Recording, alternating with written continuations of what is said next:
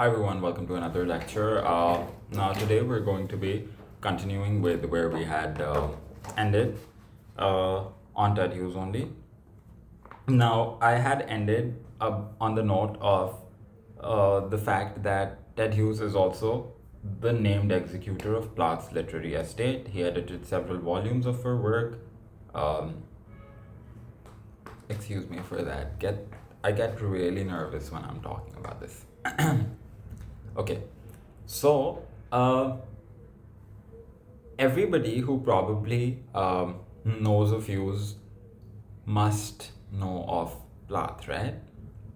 And if you have seen the lectures on Plath, uh, then you might also have a clearer understanding of who Plath was, etc., etc. Now, the thing is that Plath, uh, yes, she came into the marriage with her own uh, shortcomings.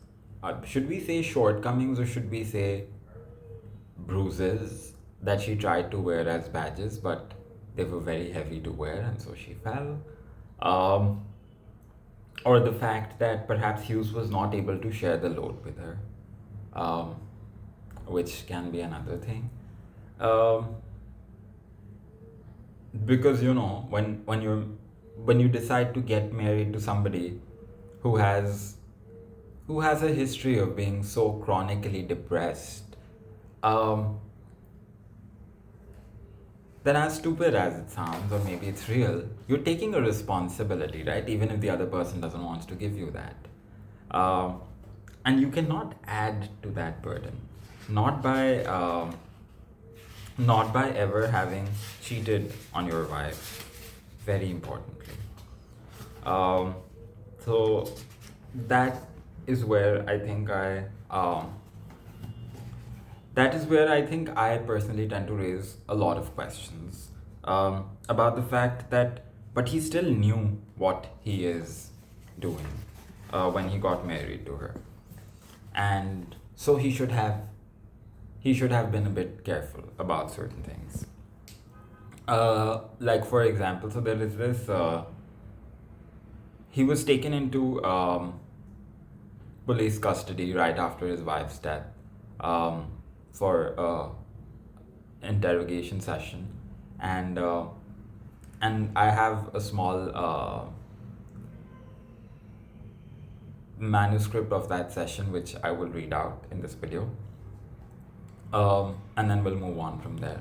So his wife, Sylvia Plath, she sealed the kitchen at the age of 36. One morning after Hughes left the apartment with his girlfriend, and she sealed the kitchen because the children were sleeping in the other room, and some say that she sealed the kitchen with dough, like the empty spaces or the sides of the door and things like that with dough, and then she opened the oven and just fell asleep. There's also a poem with there's also an alleged poem that Hughes wrote about but I don't want to see your face in the oven or something like that. Okay, so it starts with this interrogation. The policeman asked, "Would you state your full name for the record?" Hughes said, "Edward James Hughes."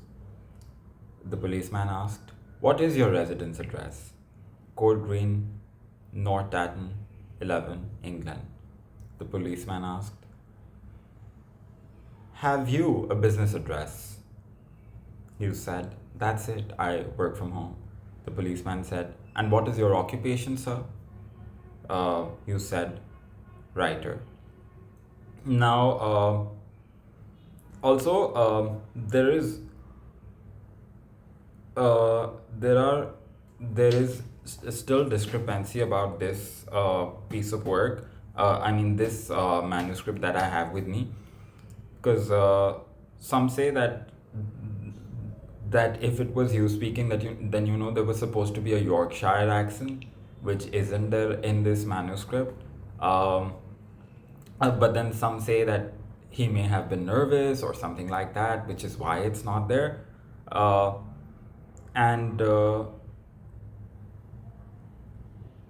and yeah, and then of course this was done on that whole what's that called, stenographer thingy, or something. So that's why the other part of the confusion is that, or the other question is that if it was done on that stenographer or whatever thingy, then who leaked the interrogation. Okay. Then the policeman asked, "And could you state your age for the record?" And Hughes answered, 55. I shall be 56 this year. The policeman asked, "Now, sir, were you at some time in your life married to a woman named Sylvia Plath?" Um, Hughes answered, "Yes." The policeman asked, "Can you tell me when you first met her?" Hughes answered, "The 25th of February, 1956. The policeman asked, "And where did you meet her?"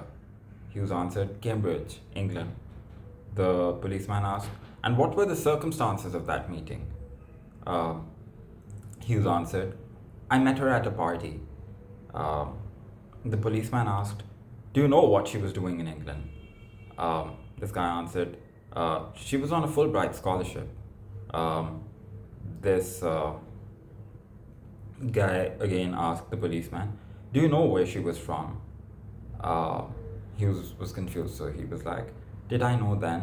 The policeman's like, "Yes." Hughes asked, "I just knew she was American." Now, uh, of course, the details of her hometown and her college are established in this interrogation, and then the policeman asks, "Do you know whether or not she had been ill?" Hughes said, "She told me she had been ill later in the spring." The policeman asked, "Did she tell you she had been mentally ill?" Hughes says, "She told me that she attempted to commit suicide." The policeman said, "Did she tell you the circumstances of her having done that?" So this guy responds, "She only told me as an explanation to the scar on her cheek." Now, in all of Plath's attempts to commit suicide, there was also one time that she passed out, kind of a situation, I think so, and that's where she got the scar from. I will have to recheck that, but I think that the scar is from the time that she took pills or something like that and she fell down. I'm not 100% sure. I'll have to check that detail. But there were, of course, several times that she tried to take her life before she actually took her life. Let me see. If I understand your answer, there was a scar on her cheek. Is that correct? Hughes is like, there was a big scar on her left cheek. Now, obviously, we need to understand that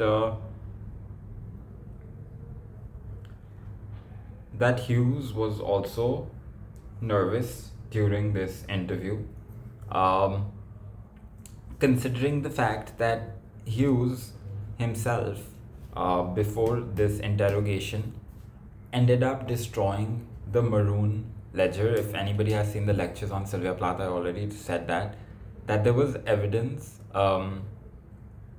Would you say evidence, or the closest that Plath had journaled to her death was in a maroon journal that she had during those days, because she was somebody who would often, write thoughts and poems and just scribble stuff.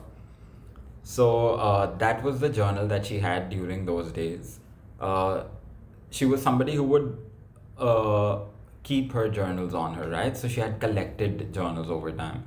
So this particular journal that Hughes ended up destroying on the third day after her death, post that this interrogation that I was reading right now is taking place, with all machines set up on Hughes.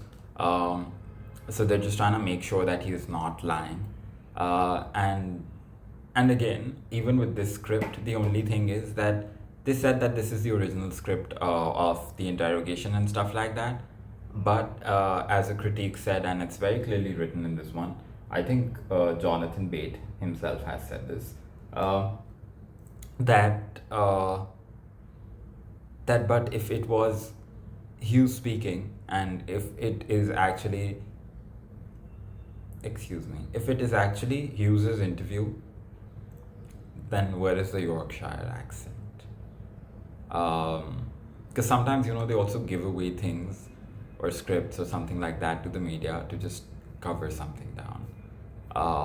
That's one possibility. And sometimes they also give it to stir up more stuff. So I'm not sure of either or, but based on this, I would just say, guys, that